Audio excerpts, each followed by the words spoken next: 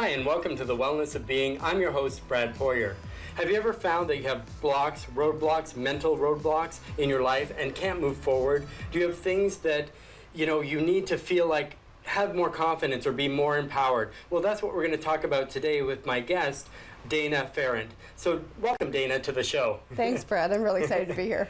So this is awesome to meet you. I know we've been talking a little bit here and there, and we passed paths, along the way through the years and things like that. So tell our audience a little bit about kind of your history and kind of where you came from and where you're at in life. Yeah. So I have a kind of a mix of background, as most of us do, but I started out, I grew up Jehovah's Witness. Okay. Which for me, I view it as a mild cult. It has very controlling features and whatnot. And then, I've traveled the route of the wellness. And I got into massage therapy. Yes. And eventually, found that I needed more. And so I, started taking psychotherapy tools, energy tools, which I love. Yes. And then, dabbled a little bit in the world of kink and exploring the dominatrix stuff and kind of bringing in the energy of that for people. And I've also spent a bit of time in something called Access Consciousness, which is, again, another mild cult. It's got cult kind of things. So now I have have some things that I do with people to get them unlocked from that and get them stepped into their power, which of course, and I think that's the biggest thing for people. Like I say, I think mentally, it's the one thing that holds us back. And I think for you, you're probably the key that helps them unlock that personal power, that helps them unlock those roadblocks, or helps them enable to see who they truly are and to come into their full being. Yeah. So for so many people, like, they love to default to this space of somebody else knows better.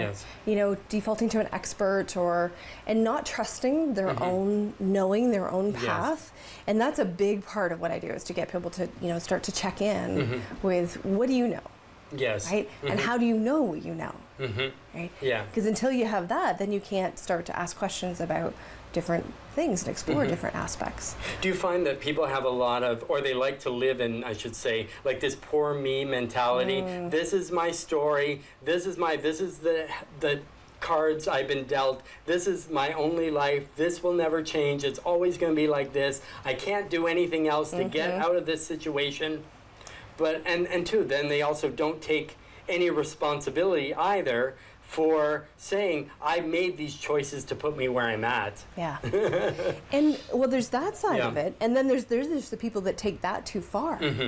And they use the whole, I've created my reality, to beat themselves silly, right? And then putting themselves again into the victim mode with that. So, no matter which way you go, it's a balancing act. You got to be aware of where you're sitting. Are you taking responsibility, or are you beating yourself up, or and looking at all of it, not just that obvious victim piece. But there is the other side as well, which is interesting. But do you think conditioning and family environment, and to say even religion and stuff like that, the way you've been brought up, do you think it kind of mentally kind of, forms your opinions about life, and it kind of filters a little bit? Absolutely. You got to think about, what are you told? Like for me, growing up Jehovah's Witness, so I was told on a repeated basis, certain fundamental things over and over and over again. We went to church 3 times a week. Well, you got to understand, that's going to have a programming effect. So that's one piece. Yes, we all have programming things that get in, but it doesn't mean that you have to be stuck there. No, of course not. Yeah.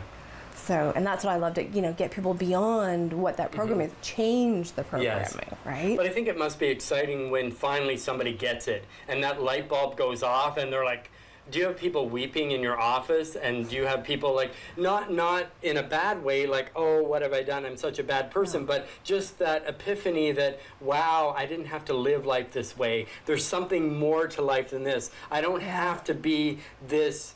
The thing I've said, I'm this, I'm this, I'm this, I'm this, when really they're not. They're just telling themselves they're that, or other people are. Absolutely. So do you help them with that as far as empowering them?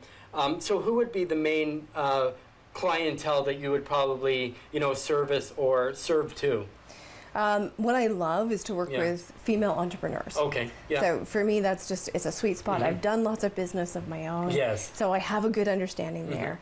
And I love, the ability that I can help them to step into more in their business as well as in their personal life. Yes. So in helping people to step into their power, it also translates into business, because when you're in your power, you negotiate better. Yes. You don't put up with crap from, crappy clients. Yep. You don't put up with stuff from, suppliers taking advantage of you or, undercharging for your services. Yep. Right? All these things. Well, and I think that's very important. It's knowing your worth. And that's a lot of people in business, and I know that. Even for the individual person, knowing your worth is good. But even in business, a lot of us undercharge. A lot of us, because we don't feel that we're worthy, even though we spend lots of money, you probably know, lots of money for education and things like that. And another thing you kind of mentioned is really not taking crap, but it's setting boundaries. And I think that's one of the biggest things, setting boundaries, because that allows you the freedom to all this other stuff. So I'd like you to expand a little bit on that.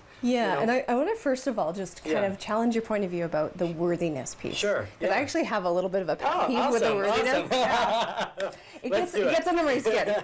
Because if you think about it, how do you determine whether you're worthy or not?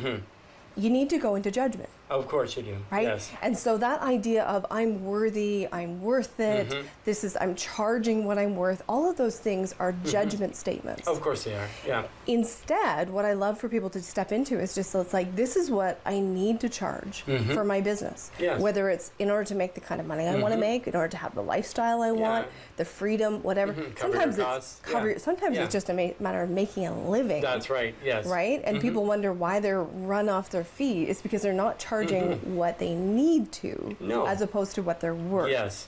And you have the training, you have the skills, you have the, that kind of stuff. But yes, you still have maybe a family at home, maybe car payments, mortgage payments, everything else to do. And your business pays for not only your business, but also your home, as well. So if you're a single person, even with a two-family income or whatever the situation is. But you also make a very valid and good point. Where do we get our worth from? But I think because a lot of us are so conditioned by society or they, which I think don't exist, but, or they or all of us anyway. And who's to say that person said, you're no good, you're to this, you're not enough of that. Yeah. Do you have enough value in yourself that you place personally, as opposed to you're telling me, well, I don't like that shirt, so I'm supposed to say, well, I better run off and change it? You know what I mean? So does that give me value, or are you giving me value to say, I'm good, I told him he should wear a blue shirt, and not that, that shirt he's wearing type thing. But I think, and that's all part of it. And number one, that I think what you said right there is another light bulb that went off. Where is this validation coming from? Is it coming from ourselves? Are we seeking it from outside of ourselves? Is it conditioned? It's from your parents? There's probably endless, numbers of things, and once you discover with your the kind of work that you do, when people kind of get into it, and especially too if you're doing a lot of female entrepreneurs, I think too, because they have to overcome, number one, a lot of stereotypes, in business generally and things like that, because in some places, not all, men are usually favored, so men make more, even though you and I may have the same training. Well, a lot of times men are not afraid to ask. That's right. And women have been conditioned not to ask. That's right. And that, I think, is one of the main reasons why women, especially in business, don't make as much. Well, of course. And what's the worst that somebody can say is no?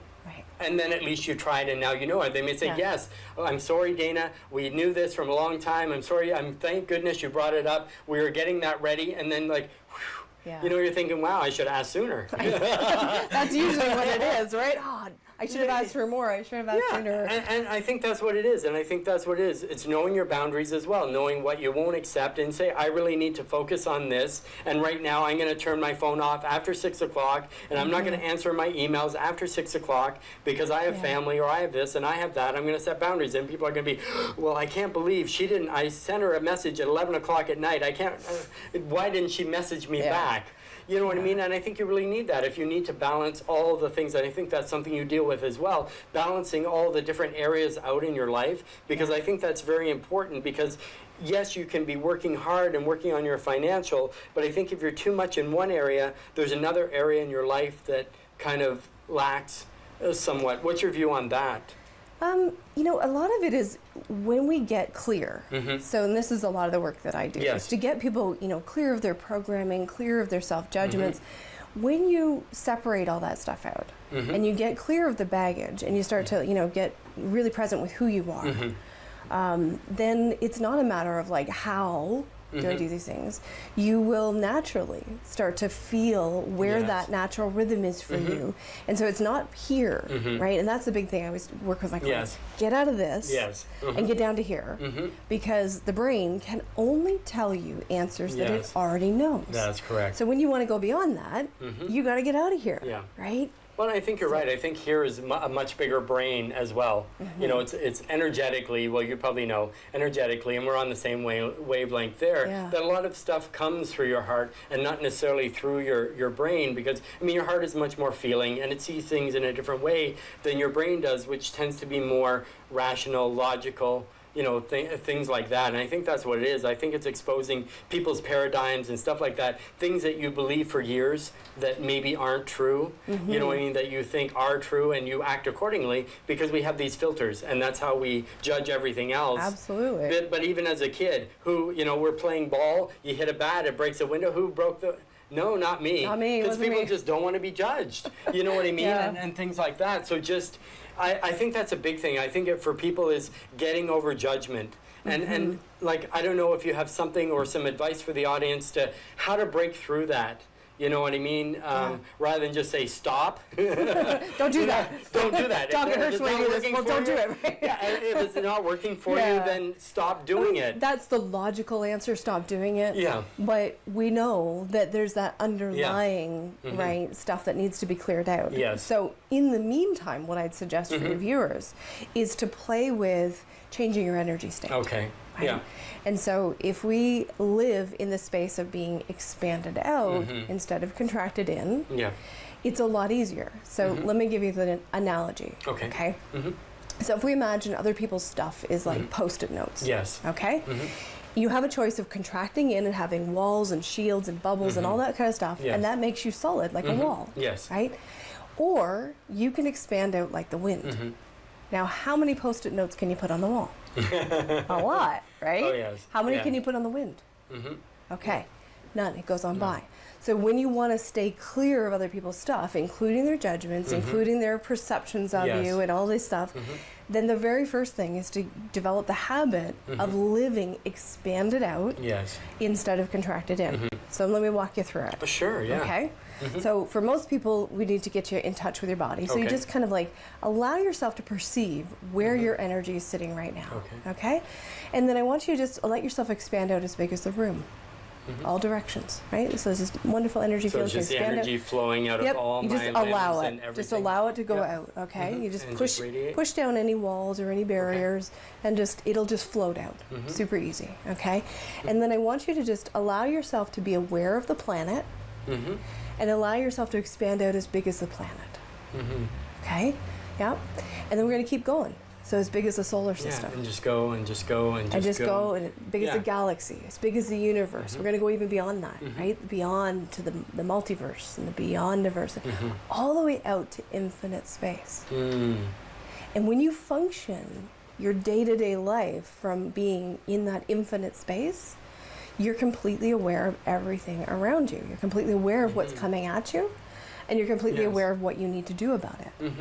And here's my other analogy with this to help people to do this.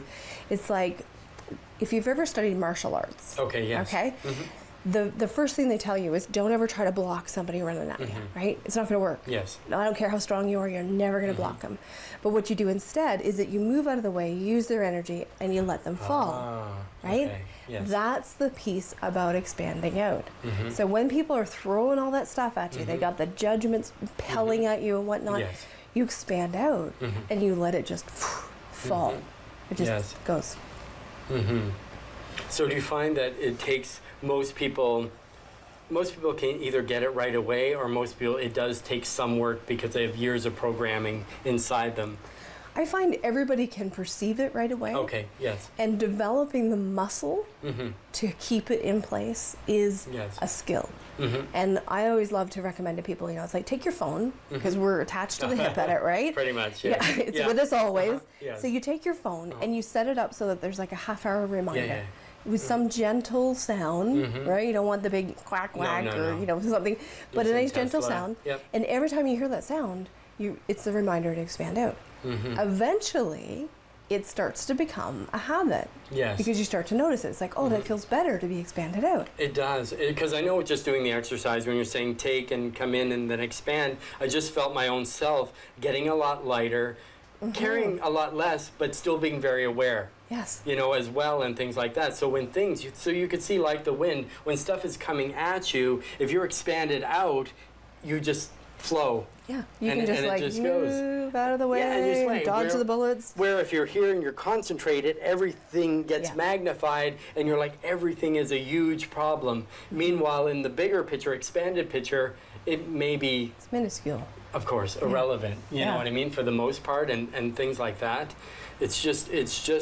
So what would so if somebody was coming to you, what is a typical visit? Okay. Like time-wise and things like that. So at this point, I don't work individual sessions with people. I recognize that this isn't a one-time. I can teach you this one exercise. Okay, that's great. Yes. But just like with the, when you go to the gym, if you work with a personal trainer, you can't do one session. No. Not going to do anything, no, right? of course not. You're not going to be a bodybuilder after one. People are welcome to take classes and get some little pieces, but when people really want to make big change, then you commit to a length of time. Yes. And I have people, go through a little energetic exercise to determine what's the time frame they need, not what I've determined they need. And that process allows us to stay on track, keep keep putting the steps in place, keep putting the tools in place, learning more, clearing off more of the baggage. Of course. And it just is exponential what I can do with them. And I think that's what it is. It's the baggage we carry. It's the fears we carry. It's a lot of that stuff. And I think to break down those barriers, that's probably the number one thing, if not of most. Because I think, too, because of energetically, I think when you're out of alignment energetically is that you manifest more physically with body ailments and things like that, and like that sort of thing. It's just incredible what people carry around. A lot of times they assume it's something else. They never assume it's something with them. Like you said, it's always, let's blame the story here. Let's put it there. It has to be that. It's my family. They're driving me nuts because it's something they're doing. Where if you expand yourself energetically, you're not going to allow a lot of that stuff to bother you as much and that sort of thing. We've certainly had an interesting talk here, and I mean, time flies so quickly, and I want to thank you, for coming on the show, Dana, but I know there's so much more we can talk about, but I think the great stuff to take away is, don't let fear hold you back. Expand yourself, expand your consciousness, go with the flow, the air and stuff like that. And I just want to thank our viewers for joining us today, and we're going to see you next time. And I thank you, Dana, and we'll have you on again.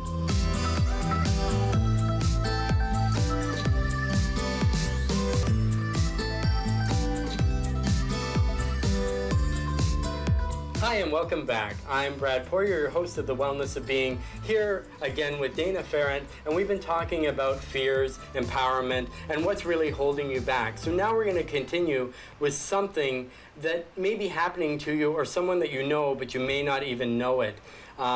And that is something we're going to expose for you a little bit. So talking with Dana now. So welcome back, Dana. Thanks, after Brad. the break. So we're gonna take something that a lot of people kind of deal with, or they may not even know they're dealing with it because it's so subtle when it happens. So I'll get you to start us off and just kind of mention a few things, and then we'll just kind of say what it is. So for me, one of the things I've been looking at, because I have the theme of personal empowerment and getting women to step into their power.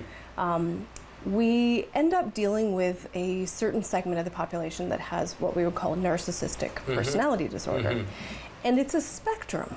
Okay, so it's not everybody is this extreme narcissist that you would think of. Some people have subtle, and it can shift depending on where they are in their stress levels. So, but it shows up. And you can't always just identify it and just point a finger and say, You know what I mean? Because you don't always know. Once you start to get to know it, it gets a lot easier to identify Yes, it. and it's more But familiar. most people come at people from the perspective of who am I? And so I love to think that everybody has good intentions. They want to love the world. Yes. Not true. Unfortunately, there are some people who are in it for themselves. Yes. And we need to be aware of that. But I think too, when you're yearning for love, or you just want someone to pay you attention, or things like that, I think it can be very easy for ourselves if we don't have our personal empowerment, that we give our power away in essence to other people, and we just go by what they tell us and things like that, where we don't say, hey, this doesn't sound right to me. But I think you allow in your brain to kind of bypass that and say, I must be just thinking this. It can't be. Yeah, it can't I be must right. be wrong. Of course, and you think, well, this person loves me. I trust this person. They're not going to do anything to ever harm me. And things like that. And I think the journey, the path is a very subtle one. Would you say?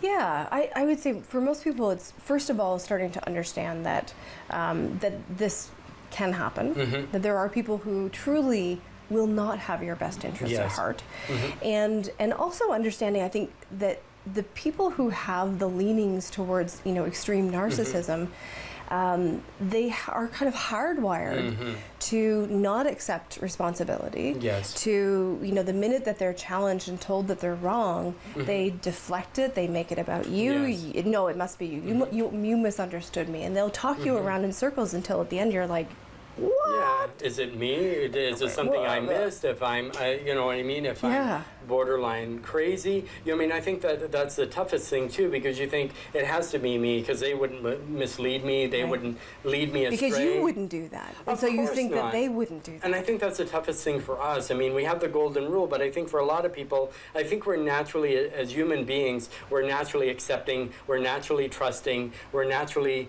forgiving for the most part of people, because we're all human, and yes, we're all flawed. I don't think everybody's 100%, because through other humans, I think that's how we learn more about ourselves, as opposed, we learn about them in the journey and we need that in order to be able to get along in a community. Yes. Right? Yeah. So it's a bit of a survival mechanism.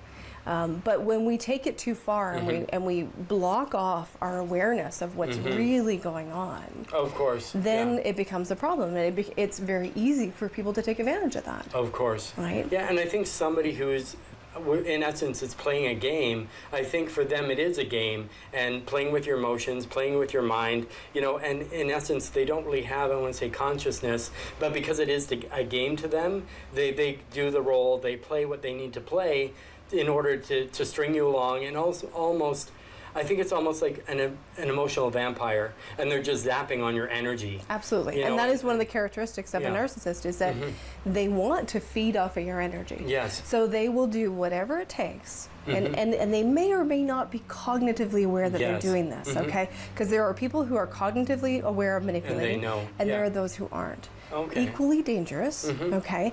So they want your energy, and so they'll either give you all kinds of praise to try to get that, or they'll make you feel bad, or they'll tell you that you're less than them in order to make them feel better. Of course, right? And these are things that they do, and they may not, like I said, they may not be doing it from here. No. It's just a program that gets stuck in their system. Of course, and it could be learned as a kid, and just saying, if I learn to manipulate my parents, I'm able to get this and this and this, and say, hey, this is working. Yeah. And let me try on this. Let me try it on my other friends. Let me try it on, my uncle, it's my birthday, and I'm not good at manipulation, so I don't know any good scenarios. But you know what I mean? To say, hey, I can get a 50 instead of a 20 in the envelope. Right.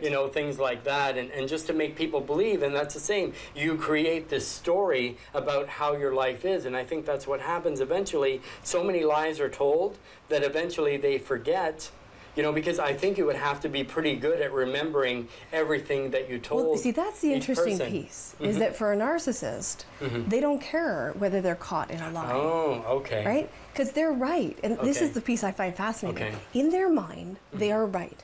no matter how much evidence you present to them, they're right. And we can see evidence of that on, a very prominent person in the media, right?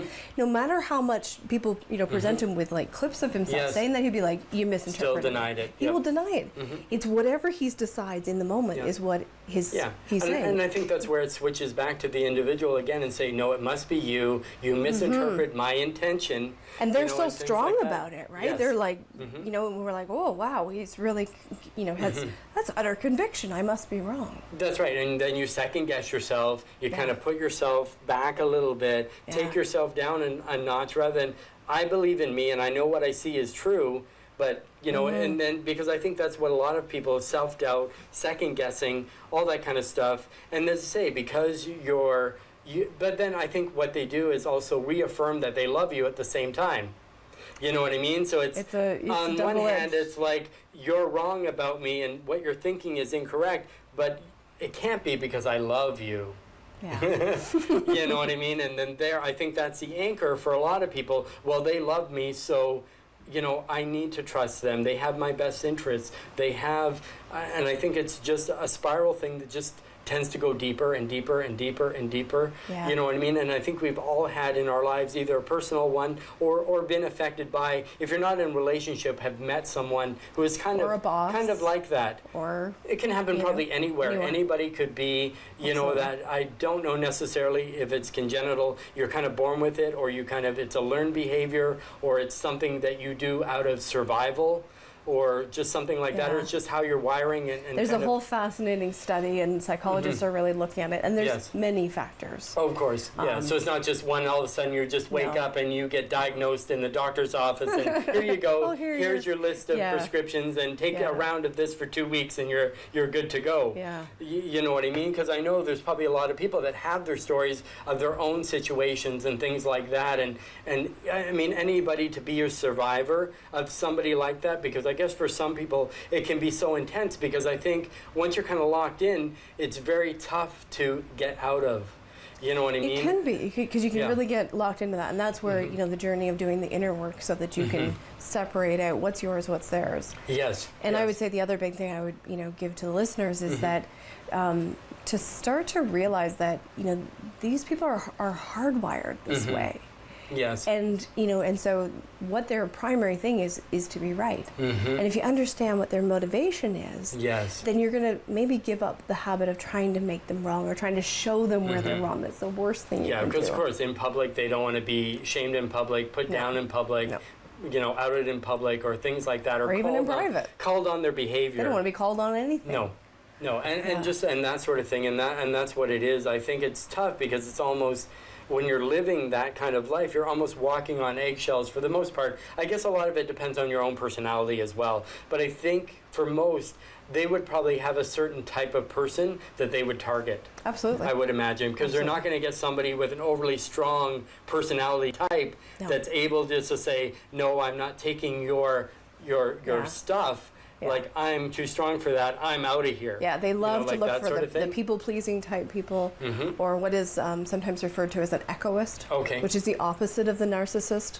So they have no sense of self, and everything revolves on everybody else. And they use them to base their worth and things like that, or just repeat, so they're like a yes person. So if you say that, yes, that must be right. I really love that too. Oh, I love this mug. I really love that mug too. And things like that. But I think, eventually they're going to say, well, they're always a yes person. I think then they kind of don't respect you either if you don't really kind of stand up for yourself. I'm not sure. I mean, as I say, with my dealings and stuff like that, I think everybody's experience is a little bit different to what extreme it may be. But I think it's to acknowledge and stuff like that, and to be able to get out there and seek the help, and as I say, to really find that, go past the fears, go past your own self-limitations and things like that, to be able to, because I think that's one thing in that is they don't like to be confronted. And as soon as you do, they'll want to block you. Yes. It's like, no, I don't want this person calling me out all the time. Hey, they're waking up.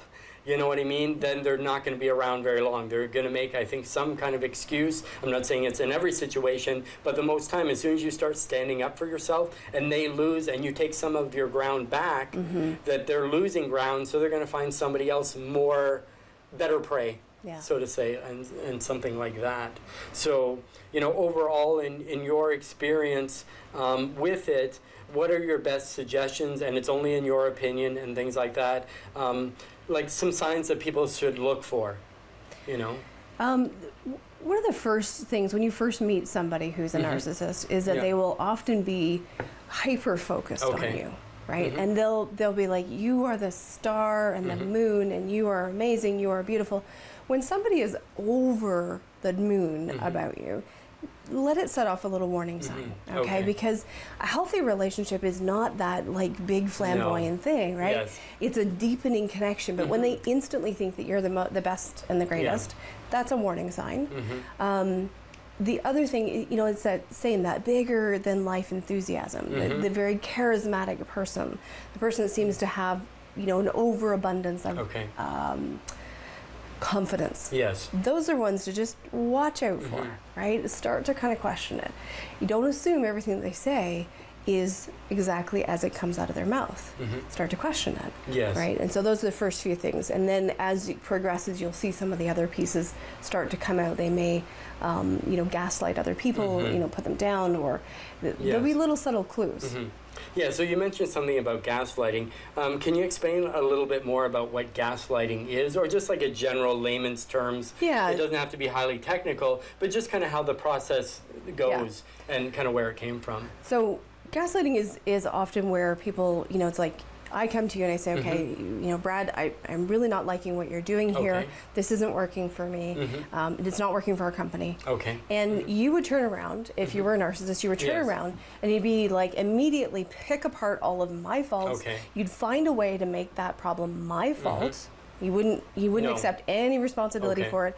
You'd talk me around in circles until at the end I'm like, oh, yeah, I guess it's my fault. Yeah, right? And then, sorry, I came to you. Right. Oh, I'm so sorry. I'll fix it. Right. And that's that gaslighting is deflecting it over, blaming the other person and making them wrong, kind of thing.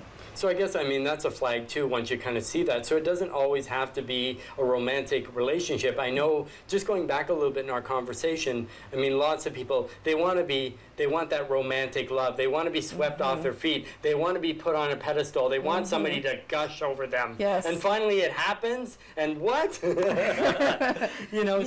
of thing. But I guess it's, anybody that's that in love with you, I think they're willing to wait or willing to go deeper and know more about you and things like that. And I think, if somebody is way over the top, and I think to have a new love, yes, you're going to have that euphoric type of, rush of emotions and things like that. And it's all physical and you have that mind connection, and maybe your verbal, skills are great, and you talk for hours and stuff like that. But there's going to come a point where some of that kind of, not to diminish romantic love at all, but there comes a point where you get to the more hardcore stuff and real life stuff, and life happens and stuff happens in people's lives, and sometimes they're not going to have a so great day. Yes. And you might be in the line of fire, you know what I mean? But I think it's really understanding, but then again, it gets back to a lot of your empowering yourself to know who you are in that relationship. That if we were in a relationship, we're whole individuals separately in a relationship. We're not, you're a half and I'm a half, and then once that person goes, you're like, there's yourself gone. I'm not complete now, or I need something else to fill that void, sort of thing. Yeah, and my definition with a relationship, a healthy relationship is one in which you have two whole individuals that when we come together, your existence in my space enhances who I am, and my existence in your space enhances who you are. Exactly. And that's a healthy relationship. But when it has one-sided either way, of course. Yeah, because always in a healthy relationship, the stronger one's going to lift the other one up, not push them down. And I think that's a big factor for people to notice too. If somebody's not working on, and we all have our own strong points, and we all have our own flaws, or where we're not as strong, but somebody, and I think patience is a big thing as well with people, with going, and you must have that too with your base of people that you counsel, that not everybody, is a one-time thing, and I have my one session, why aren't you healed yet? You know what I mean? Because they're breaking through their own stuff and their own things, and they could have a lot of other stuff with that. As I say, energetically be blocked, energetically have a lot of stuff with them that are kind of clogged, or they're manifesting now some back pain, some headaches, some knee pain, depending on what's going with them, because I really believe that it all comes through your body as well. And a lot of people think, well, I have a sore back because I wasn't lifting boxes properly or things like that. But they don't know that maybe they have back pain because they're feeling unsupported, or things like that. There could be some other reason, and once they change that mindset and feel better about themselves and more whole or complete, or as they say, do that expansion, go from the inside out. Don't expect the stuff from the outside to tell you who you are. Allow that stuff to flow out and through, because we're all vessels as well energetically. And I think you believe the same as I do. Like, there is this big energetic field that we're all part of.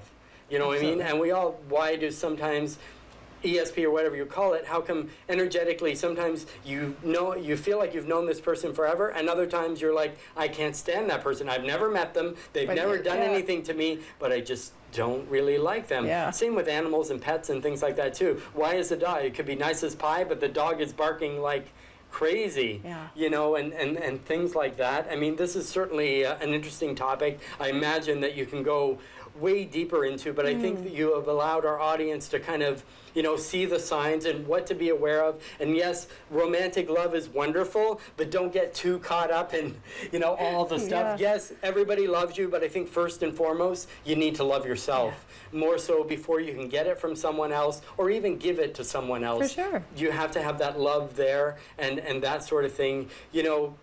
It's been amazing having you on this time, and I'm glad we got to extend our segment today, because I know there's so much more that we can talk about, and because you have so much knowledge, so much wisdom, so much background that we can fill our show very easily. And I just want to say thank you for coming on. Thank you for being part of these segments on the Wellness of Being.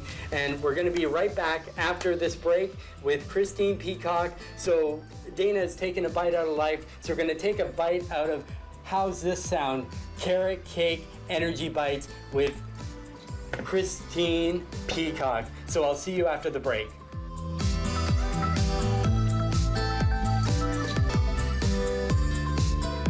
Hi, and welcome back to the Wellness of Being. I'm your host, Brad Poirier. Today we have Christine Peacock from Meals That Matter, and today we're going to go through some tasty treats and also some other great information. So welcome, Christine, and tell us a little bit about what you're going to do today. Thanks, Brad. Yeah, so as a culinary nutrition expert, I am passionate about making sure that we are getting rid of processed food in our house and replacing it with whole foods. And so you had said to me off camera, the best way to get rid of processed food is to use a food processor. Exactly. So that's what we're going to do today. So one model of eating that I really advocate for people is eating for optimal energy. And the strategy that I like to tell people to use is when you're eating is to make sure that whether it's a snack or a meal, to make sure that you're including a healthy fat, fiber, and protein. Yes. And so everything that I make sure that I've got the fat, the fiber, and the protein. Yes. And I eat that way myself, and I also get my kids to eat that way as well. Do you find it pretty tricky, or it's pretty easy to get your kids to eat it? It's pretty easy to get them to eat that way. I mean, whether you use a recipe that's a little involved or whether you just grab something like a handful of walnuts and an apple, you're trying to make sure that you've got the healthy fat with the fiber and the protein, and that's going to leave you feeling fuller longer. You're not going to get that hangry. Of course, and you're not going to want to binge and snack on just like junk stuff, right? Exactly. And so that's the best way to eat, is to eat for optimal energy, and then you're going to curb your cravings. You're going to feel better, and your energy is going to be sustained. So what we're going to make today is something really simple that you can make with your children, and you're going to help me today, Brad. Awesome. And we are going to make raw carrot cake energy bites. I love carrot cake. Excellent. And this is a really great recipe because it uses the protein, the fiber, and the fat. It's also school safe, so there's no nuts in it, so that kids and teachers can bring these to school. And what I love about them is that because they have the protein, fiber, and fat, they're a great snack. They're going to give you the energy you need. They're going to fuel your brains for whether you're at school or whether you're at work and you're focusing.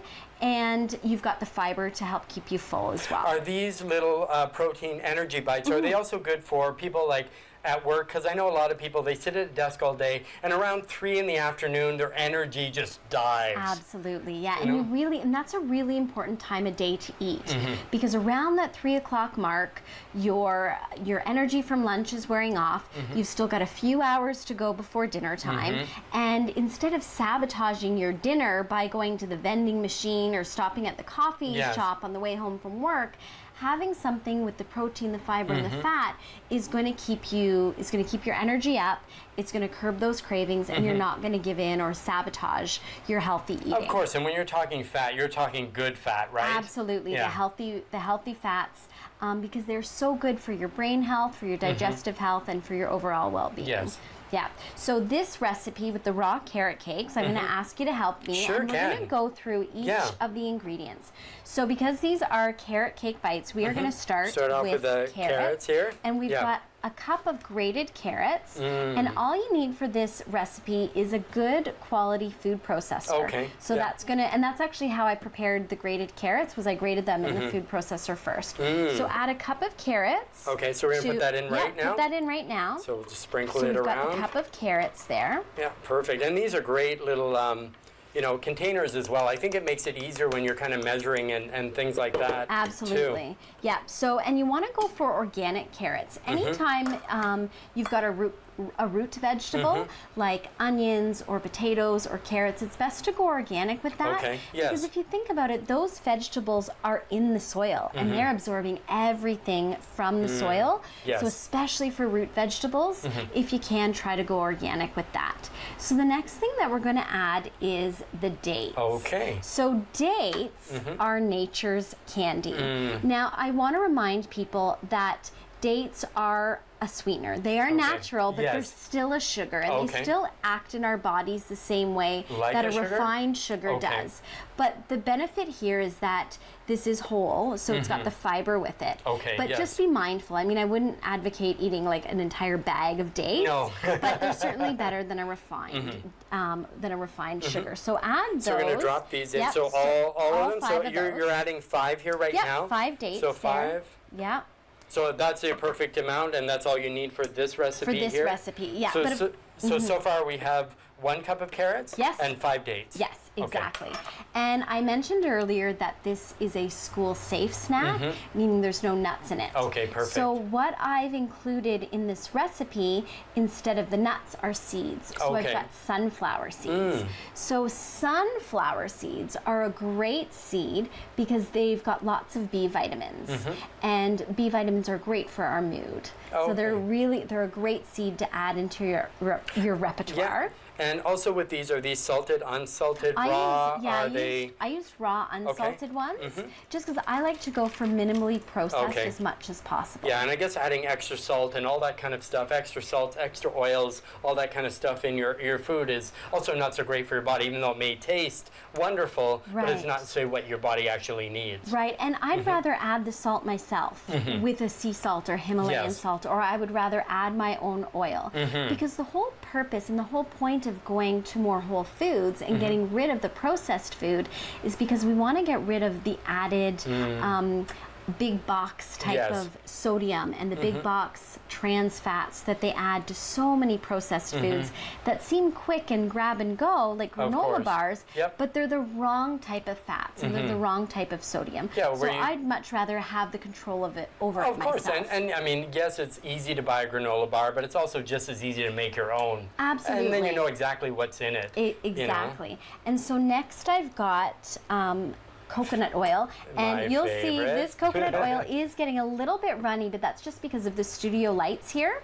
But And in, you know what's funny, Brad, is in tropical countries, they find it so strange that our coconut oil is solid. Really? Because in tropical countries, because it's so warm hot all the there time. all the time. Yeah. It's just naturally more liquid. Exactly. So what is in here now is the carrots, 1 the cup. dates. So 5 of those. Yep, a 1/4 cup of sunflower seeds and a 1/4 cup of the coconut oil. Okay, and the sunflower seeds are raw. Yes, and between the coconut oil and the sunflower seeds, that's what's going to help stick these together and bind them.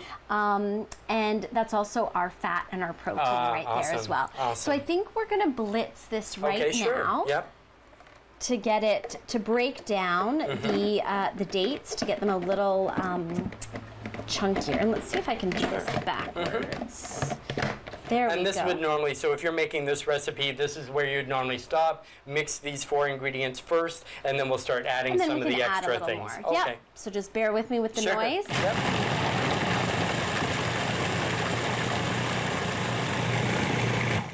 Wow, it actually mixes pretty quick. It does, and this is a good quality food processor. And I would always encourage people, buy what you can afford. Okay.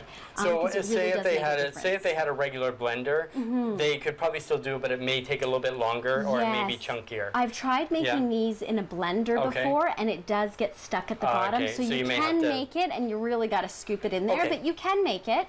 And alternatively, if maybe you used a date paste, I see, as opposed to the actual dates. Then you might be able to get away with just putting it in a bowl and not using the food processor. Yeah, great tip. Yeah. So to this, we are going to start adding the carrot cake spices. Okay. So we are going to add a tablespoon of cinnamon. Okay, and cinnamon is wonderful for you. I heard that cinnamon helps like regulate your sugar. Your blood sugar, absolutely. Things like that. Yes. Yeah. So it's really great at regulating blood sugar. And so we're going to add a tablespoon of cinnamon to this. And I know there's different types of cinnamon. Is there a certain one that you recommend, or just your regular cinnamon that you would buy yeah, whatever is probably cinnamon you fine? have in the pantry is fine. I'm going to ask you to add some rolled oats. Yeah, and these are a large flake rolled oats, and again, we want fiber in here. Of course, and oats are a great source of soluble fiber. And again, we are combining these, so you could use one that's like a quick oat, because they're just chopped up anyway. Okay, yes. But I used a whole one here. And now we are going to add some ground flaxseed. Oh, and ground flaxseed is it's a seed, so it's a fat as well. So it's going to help keep you full.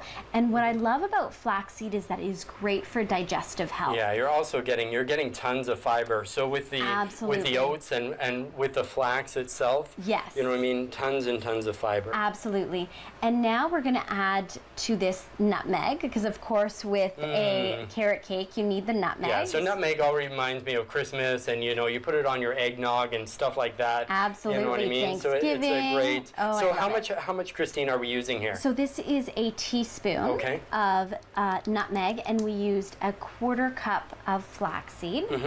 And we are going to now add a secret ingredient. Okay. And this is maca powder. Ah, maca powder. And maca powder, it's a superfood. It's a Peruvian root vegetable. Okay. And it's great for energy, and it's also great for reproductive health for both women and for men. And so I brought the bag of maca powder here. Yeah, because I noticed you have the Organica brand, the same. I guess if you can get organic, then you would purchase organic and things like that. Yeah, a lot of the superfoods just naturally come organic, because that's, I guess, what the buyers are looking for. Of course, and it's much easier and stuff like that. And I mean, as I say, I think a lot of people haven't heard of maca, or they don't really know what maca is, what it tastes like. Yeah. I know myself, I use it a lot in my own smoothies and things at home. It's got a bit of a nutty or almost coffee kind of flavor. Of course, yeah. There's only a teaspoon of it in here, so you don't really taste it all that much.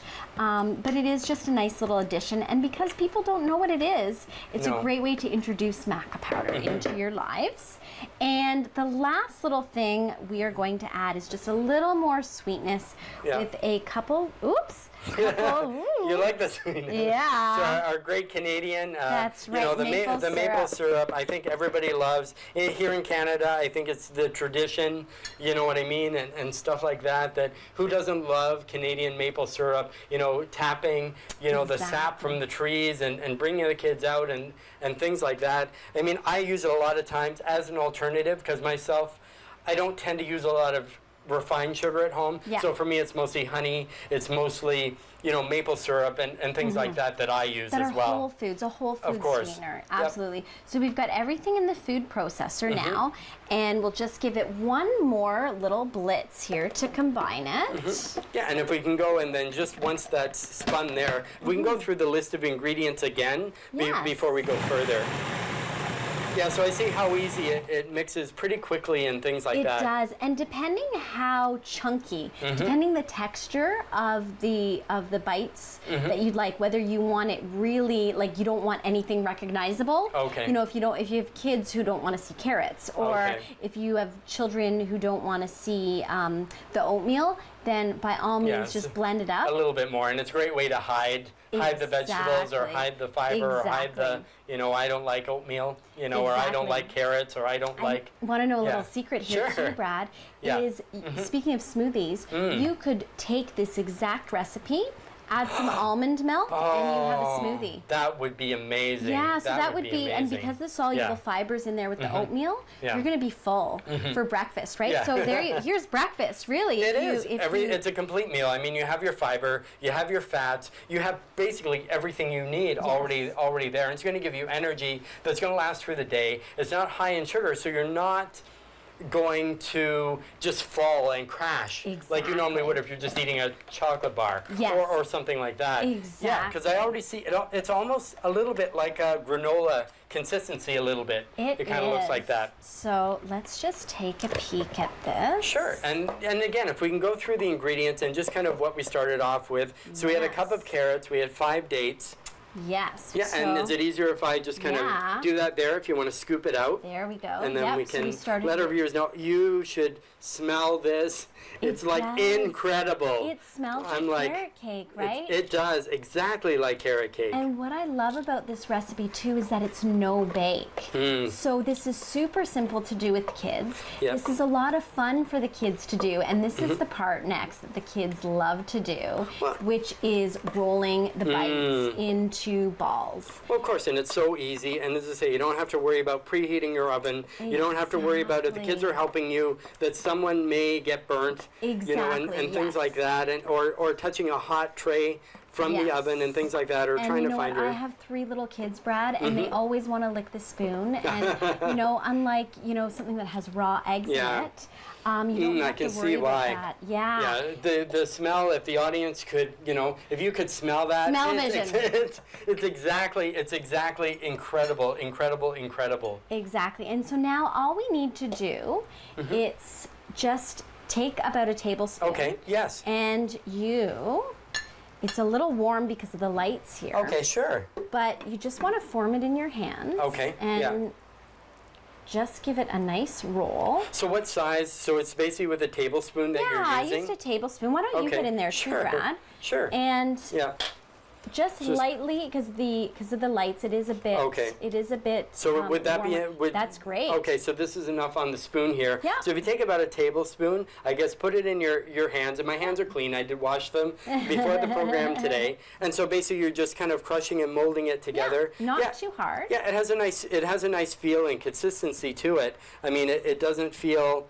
You can feel a little bit of the moisture and things like that, but nothing feels harsh. Yep. Nothing's poking out. Nothing. I mean, you probably form a better ball than I do. You know what I mean? Well, you're the expert. I'm just the show host. But you know what I mean. So as far. I mean, and if it's a little off, I don't think it really matters anyway. They'll be fighting over the one that they made, right? Yeah, of course. And they're like, I want that one. I want that one. Exactly. You know what I mean? So what you do now is you can either put these in the freezer to chill and set. And how long would that stay for? I keep mine never lasts very long. No. Well, imagine with a house full of people. No, not at all. So put these in the fridge or the refrigerator, the freezer or the refrigerator. They do taste better cold. Okay. Yeah. And I keep mine in the refrigerator, and then for the kids' lunches, I just take them from the freezer, put it in their lunchbox, and it's Yes. still cold by the Oh, time it's snack time.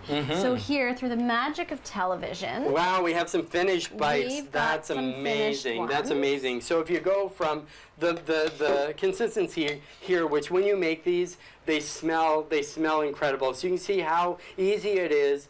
It's not clumpy, it's not sticky. Even with the maple syrup, it actually wasn't sticky at all, because Yeah. I think you had the coconut oil, which kind of gives them that help little to bit of bind it as well. like that little bit of slip and stuff like that. Exactly. And before we close off, I mean, did you want to add some little extra points as far as like healthy nutrition, healthy choices, maybe some things like that? And then we'll close off by, sharing a bite with me and you and our audience here. Absolutely. Well, my tagline is at Meals That Matter, every bite counts. Yes. And I think that really means a lot, that we need to get rid of the processed food, make whole foods from scratch. So, So we grab one. Finally. yeah, so try one of these. Yep, Cheers. so cheers to you. Yeah. And we're going to try a bite. Yeah. And so, these are so delicious. Not bad. So, so I want to thank you, Christine, for coming on today, making these incredible carrot cake bites. And I want to thank you for joining us on the program today. And we're going to see you next time.